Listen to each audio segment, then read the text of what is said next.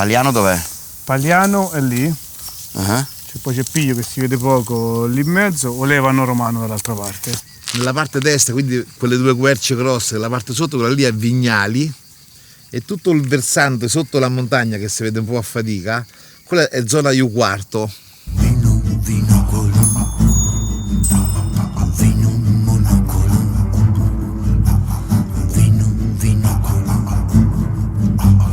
Vino con un occhio solo.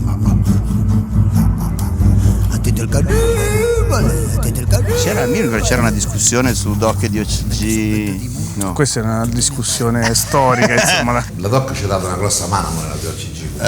Sì. Ci ha dato una grossa. Vabbè, perché tu sei dalla parte giusta. Noi stiamo a Piglio. Diciamo è un pochino una concezione anacronistica un po' del mondo del vino attuale. A parte che Alberto sta in mezzo. Quindi... Alberto può fare sia l'uno che l'altro.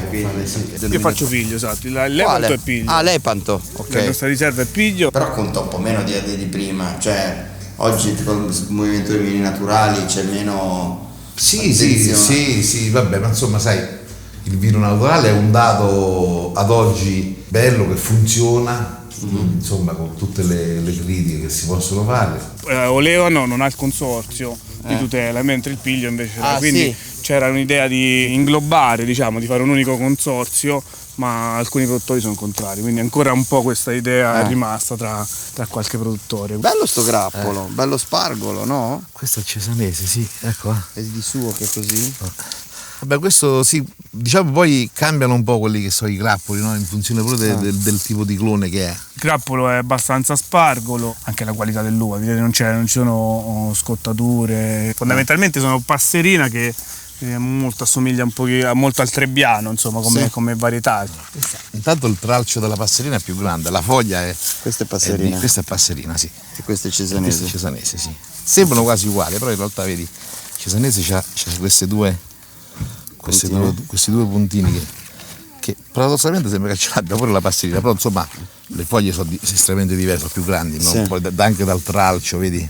Cioè i disciplinari influiscono anche sui sistemi di allevamento? Esatto, assolutamente, insomma ti impongono determinate regole e anche queste secondo me bisognerebbe rivederle, soprattutto con questi cambiamenti climatici che ci sono, tutte queste problematiche che comunque iniziano ad interessare, insomma, le nostre aziende.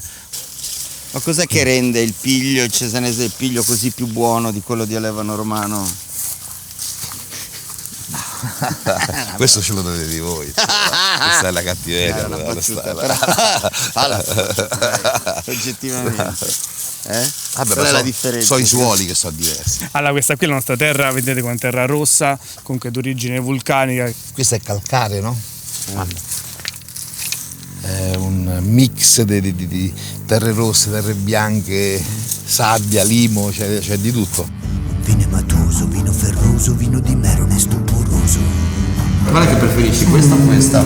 Allora, dipende dai vini. Sì. Ok, per esempio per la Maddalena, quindi per la Maddalena che è il macerato nostro bianco, ho preferito il non vetrificato, quindi, mentre per il cesanese il superiore dà un pochino diverso, insomma, sul cesanese probabilmente preferisco il vetrificato. Perché c'è una discussione infinita su cemento vetrificato, cemento non vetrificato, e quindi è interessante avere una cantina che di fatto ce li ha entrambi. Esatto. E poi quindi tu riesci... Perché in realtà noi avevamo ordinato tutte le vasche cemento vetrificato. Ce l'hanno consegnato tutte non vetrificato per errore della quindi non era proprio. Poi quando sono venute qui hanno deciso, la colpa era loro, sono venute a vetrificare in zona, però poi per scelta nostra abbiamo deciso guarda lasciamone 2 e 2. Sono state sabbiate completamente tutte, non vetrificate o sabbiate e vetrificate di nuovo, vedi, questo sono esattamente pari a un uovo. Ce l'hai crudo tu? No. Perché invece Alberto c'ha una vasca. Sì, ho visto. Che non hai mai pensato di capire qual è la... Ma a me sta vetrificazione mi fa pensare un po' al vetro, sai, quindi mi fa pensare a una grossa bottiglia e non mi dispiace. Beh, si lavano meglio, credo che siano più gestibili.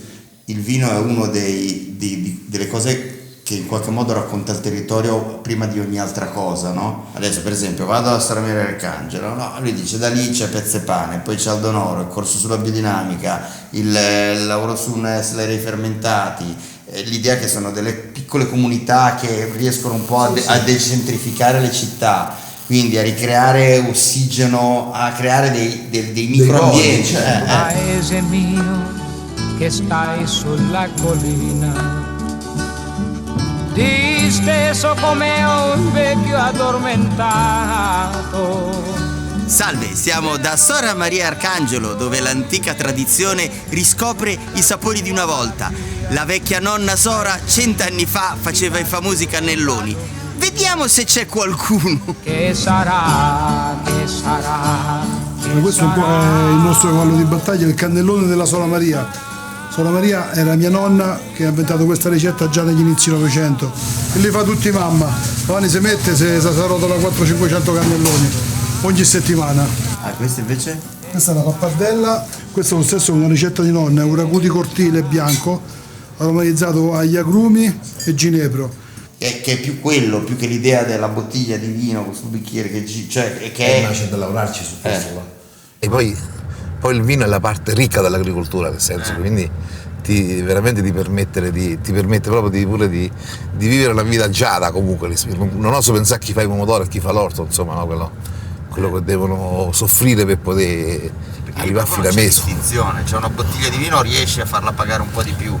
Pomodoro, campacavallo. Quello, capito? Non c'è, ma anche se tu da 2 euro che costano metti 3 euro, non ti cambiano certo le sorti economiche, quindi ecco, vedi qui, e quella che vediamo lì su è mozzata, vedi, qui erano tutti vigneti qui, guarda, un peccato è un po' una fortuna, perché un peccato è una fortuna, sono tutti questi sistemici che davano, qui non si respirava almeno.